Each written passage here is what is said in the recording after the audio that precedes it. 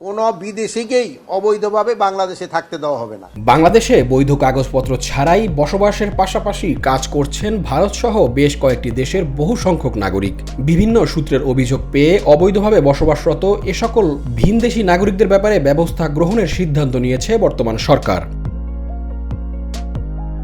অবৈধ কোনো বিদেশি নাগরিককে বাংলাদেশে থাকতে দেওয়া হবে না বলে জানিয়েছেন স্বরাষ্ট্র উপদেষ্টা মোহাম্মদ জাহাঙ্গীর আলম চৌধুরী। দ্রুত সময়ের মধ্যে তাদের বৈধতা অর্জনের তাগিদ দিয়ে জরুরি এক সতর্কবার্তা জারি করা হয়েছে।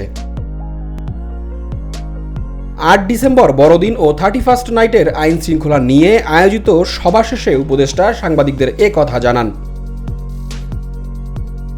স্বরাষ্ট্র উপদেষ্টা বলেন, কোনো বিদেশি নাগরিককে অবৈধভাবে বাংলাদেশে থাকতে দেওয়া হবে না। এটি হঠাৎ কোনো সিদ্ধান্ত নয়। কতজন বিদেশি আছেন, কোন কোন দেশের বিদেশিরা আছেন সে তালিকা পাওয়ার পর সিদ্ধান্ত নেওয়া হবে তারা কতদিন পর্যন্ত এ দেশে থাকতে পারবেন।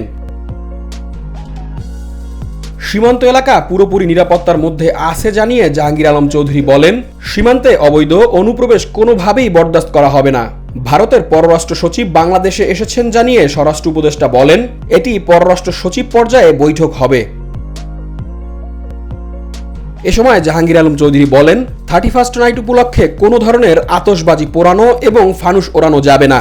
এছাড়া 31st নাইটে ইয়াং জেনারেশন একটু পানি টানি খায়, প্রকাশ্যে ওটাও করা যাবে না।